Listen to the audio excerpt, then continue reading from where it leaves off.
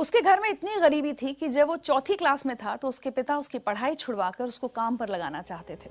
Teacher के समझाने पर जैसे तैसे पढ़ाई तो बच गई, लेकिन जिंदगी आसान नहीं हुई। उसने अपनी पढ़ाई का खर्च उठाने के लिए होटल में वेटर का काम किया, पिता के काम में हाथ बटाया। वो पढ़ता जा रहा था बिना ये जाने कि उसको बनना क्या है। लेकिन एक बार एक अधिकारी ने उसके पिता से रिश्वत मांगी और उस दिन शेख अंसार अहमद ने यह तय कर लिया कि वो एक अधिकारी बनेगा। महाराष्ट्र पीसीएस की परीक्षा वो पास नहीं कर पाया, लेकिन यूपीएससी की परीक्षा उसने पहली कोशिश में ही न सिर्फ पास कर ली, बल्कि 361वीं रैंक भी हासिल की।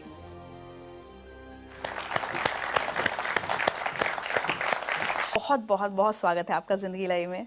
मुझे बहुत अच्छा लग रहा है इतने यंग ऑफिसर को अपने सामने देखकर। चाहूंगी कि आप सबको बताएं कि किस उम्र में आपने यूपीएससी की परीक्षा क्लियर की है।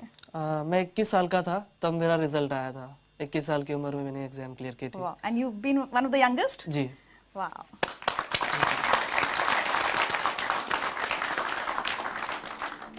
बहुत गरीबी के दिन देखे हैं बचपन में?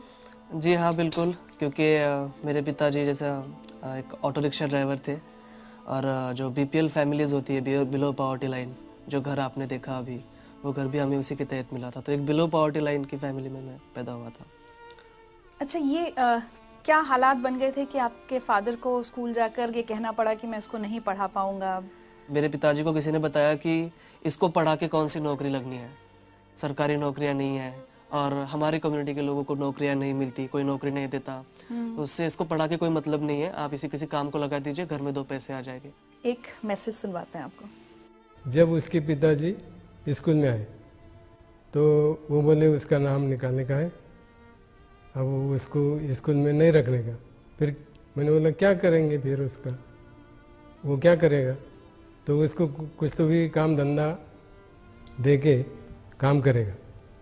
तो मैंने बोला ये अच्छा नहीं, और वो जहाँ तक पढ़ना चाहे उसको पढ़ने। इन्हीं की वजह से एक्चुअली मैं आज यहाँ तक पहुँचा हूँ। अगर ये मेरे पिताजी को नहीं बताते तो शायद मैं कहीं रिक्शा चला रहा होता। आपकी अम्मी भी खेत में मजदूरी करती थी घर का खर्च चलाने के लिए? जी हाँ बिल्कुल, घर का खर्च, और मैं जब पुणे में पढ़ाई कर रहा था तो मेरा भाई भी मुझे पैसे भेज दिया करता था, लेकिन पैसे कभी कभी कम पड़ जाते थे। तो मेरी अम्मी खेत में काम करती थी, लैंड लेबर, तो वो भी उसकी जो कुछ सेविंग होती थी वो मुझे भेज देती थी। चलिए आपके लिए एक और मैसेज। पर आंसर ने पहले पास से रात का भी चिड़चिड़ाक लगा के पढ़ाई करता गया। सो जा बोले होंगे तो नहीं तुम सो जाओ, दिन कभी कभी दिन निकल जाना उसको। जो पहले पास से पहली से नंबर 1 आते गया तो आखिर तक नंबर 1 ही आया उसका। उसकी पढ़ाई को हमने कोई कमी नहीं आने दी, घर का परिस्थिति बताई नहीं हमने उसको कभी।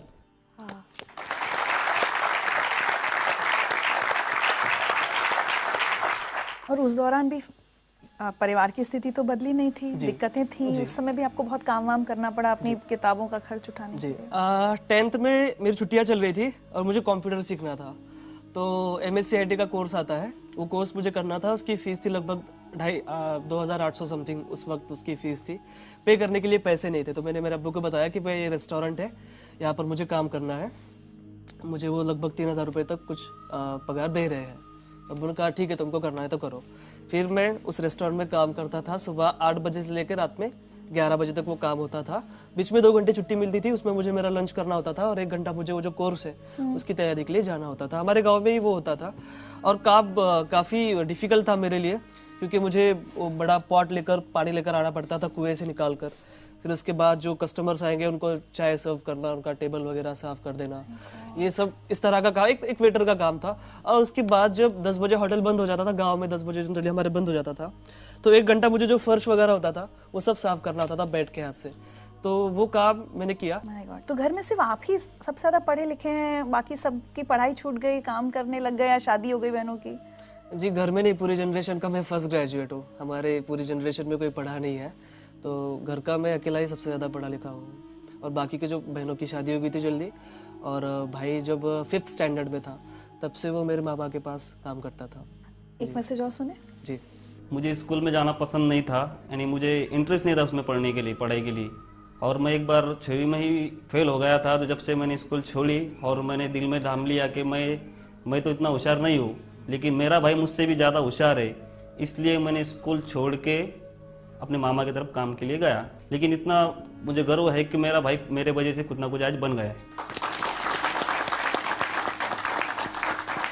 मेरे सक्सेस का बहुत बड़ा क्रेडिट जो है मेरे माता पिता के बाद मेरे भाई को जाता है। क्योंकि देखिए अक्सर ये होता है कि बड़ा भाई छोटे भाई की पढ़ाई के लिए पैसे खर्च करता है, लेकिन यहाँ उल्टा था। छोटा भाई रात दिन मेहनत करके बड़े भाई को पैसे दे रहा था। ये आपसे छोटे हैं? जी। और मैंने 10वीं की छुट्टियों में काम किया, 12वीं की छुट्टियों में काम किया, कॉलेज के फर्स्ट ईयर की छुट्टियों में काम किया। लेकिन लास्ट के 2 साल जो बहुत अहम थे मेरे प्रिपरेशन के, उस वक्त मैंने कहीं कोई जॉब नहीं की। मुझे जो सारे पैसे थे मेरे भाई पूरी डेट के ऊपर मुझे ट्रांसफ़र कर देता था बैंक में। तो बहुत बड़ी बात थी मेरे लिए। अच्छा एक बात बताइए, कभी आपने अपने अब्बू से शिकायत की कि अब्बू अगर 4th में तब वो नहीं आप मेरे टीचर की बात मानते, अगर मेरी पढ़ाई छूट जाती तो आज मैं IAS ऑफिसर नहीं होता? मैंने कभी मेरे अब्बू से कोई शिकायत नहीं की है। कोई गरीब नहीं चाहता कि उसका बेटा कभी ना पढ़े, कहीं मोल मजदूरी करे चाइल्ड लेबर के तौर पर, कोई बाप नहीं चाहता। लेकिन वो मजबूरियाँ थी उनकी। सो मैं बहुत रिस्पेक्ट करता हूँ मेरे पेरेंट्स की। आज तो वो बहुत फख्र महसूस करते होंगे आपके ऊपर। जी जी जी। एक मैसेज और आया आपके लिए।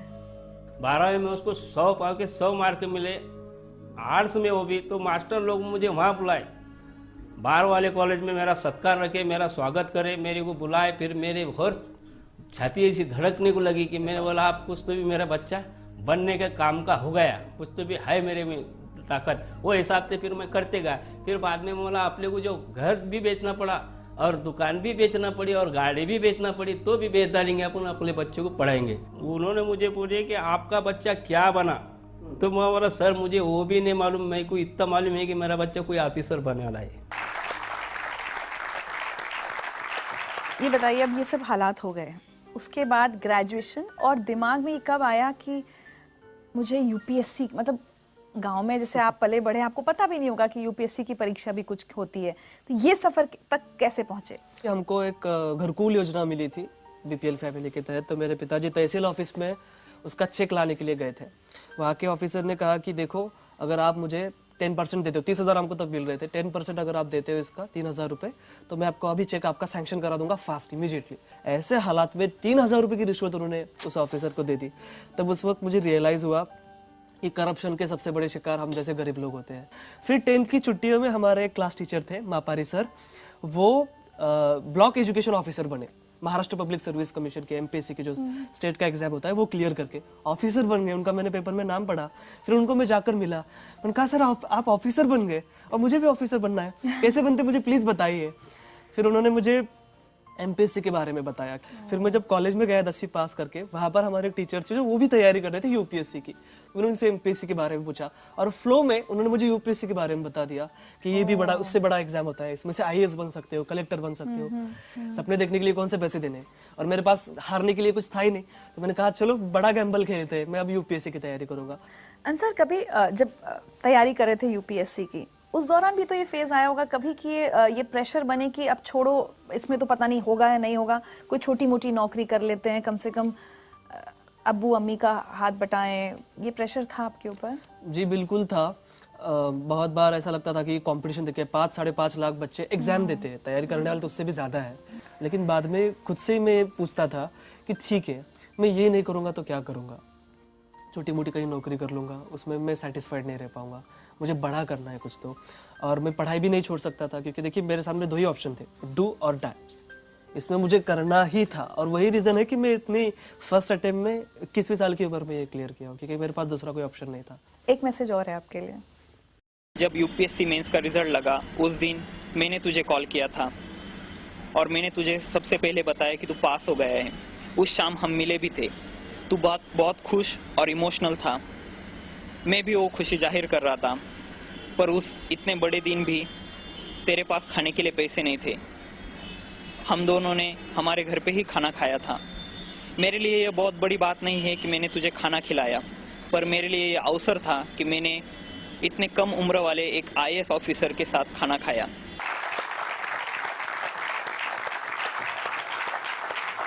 19 फरवरी के दिन मैं लाइब्रेरी में बैठा पढ़ाई कर रहा था और मुझे इसका फ़ोन आया। मैंने कहा अंसार UPSC का रिजल्ट आ गया।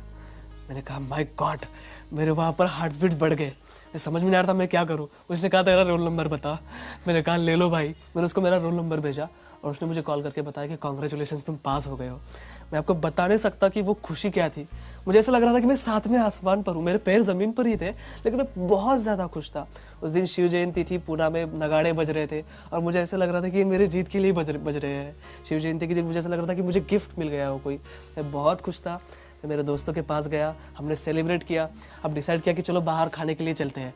अब जनरली देखिए, एक रूल तो ये है कि जो कुछ जीतता है उसको ही खिलाना पड़ता है, उसको ही बिल पे करना पड़ता है।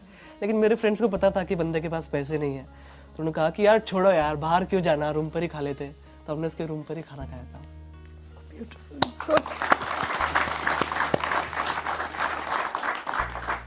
मेरे पास सच्ची आज शब्द नहीं, आपकी बातें सुनकर कितनी खुशी हो रही है कि एक बच्चा कहाँ से कहाँ पहुँचा है और अब जल्द ही आपकी नौकरी की शुरुआत होने वाली है। आपको लगता है अंसार, आप जहाँ से आए हैं, आपका जो बैकग्राउंड है, क्या वो आपको एक अलग ऑफिसर बनाएंगी? मैं ये सोचता हूँ कि मेरे लाइफ में मैंने जो फेस किया है वो किसी और को फेस ना करना पड़े। तो जाहिर सी बात है कि मैं एक अच्छा ऑफिसर बन पाऊँगा। मेरे साथ वो मोटिवेशन रहेगा। जब भी मैं किसी बच्चे को कोई काम करते हुए देखूंगा तो मुझे वो फील आएगा कि कुछ साल पहले मैं भी ऐसा काम कर रहा था और मुझे बहुत बुरा लगता था जब मैं किसी को चाय सर्व करता था या किसी का टेबल साफ़ करता था। तो वो फीलिंग आएंगी और मैं उसके लिए काम करूँगा। तो मुझे लगता है कि मैं एक अच्छा ऑफिसर बन पाऊँगा just because of my background. आज अगर पीछे मुड़ के देखते हैं और अपनी ज़िंदगी की कोई एक चीज़ बदलना चाहें तो क्या होगा? मेरी ज़िंदगी की, मैं चाहूँगा कि मेरा बचपन फिर से आ जाए और मेरे पिताजी उसमें IAS हो। सो जैस मुझे तो जब मुझे कोई यूनिफॉर्म ना मिला हो या कोई किताब ना मिली हो तो वो मुझे मिल जाए।